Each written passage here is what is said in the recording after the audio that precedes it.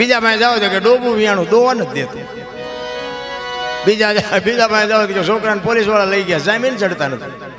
આપણે જ્યાં રોવા, બધા રોવે જ છે. હારા હરીને મેળવવા બાપુ દાસી જીવન રોવે, મીરા રોવે, જેઠીરામ રોવે. એ મારા નાથ, તું જો અમને ન મળતો માણાનો અવતાર ફોગટવ્યો જાય. માણસનો અવતાર 84 લાખ યોની છે ને, એ 84 લાખ યોનીમાં માણસ એક જ ભજન કરી શકે ને માણસ એક જ ઈશ્વરને મેળવી શકે. કોઈ જીવ બાપુ ભક્તિ ન કરી શકે માણસ સિવાય.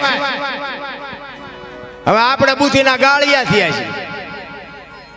આપણને ભગવાને બુદ્ધિ આપી, બધા ન કરવાના કરે કામ બધા. નકર આ તમે જુઓ તો આખી દુનિયામાં કેટલું બધું ધર્મનું કામ કેટલું થાય. સપ્તાહયું ને ધૂન ને ભજન ને બેનું અમુક ધૂનું ગાતી હોય. આમ હું તો ક્યારેક જોઈ રહ્યો એમ થાય કે બેનું ઠેકે હે ને કઈ. ગોકુળની ગલીઓમાં કાનો દેખાય છે. ગોકુળની ગલીઓ બોલો બપોરે 3 વાગ્યા હું તો પડ્યો હોય ઢાળી, આમ એ નથી દેખાતો. બોલો ઠેઠ ગોકુળ સુધી દેખાય. આમ બધું ઊંચું જ હાલ્યું એવું નથી લાગતું. જે કરવાનું છે ને એ કરો, બાકી તો બધી ઓલાને ખબર છે તમે શું બધા કરો છો. અમે ગોકુળમાં ગયા હતા ને તો એક બાપુ હતા, એ કે અમે 4-5 ભાઈબંધ ગયા ને, એ કે બેસી જવાય. અમે બધા બેસી ગયા.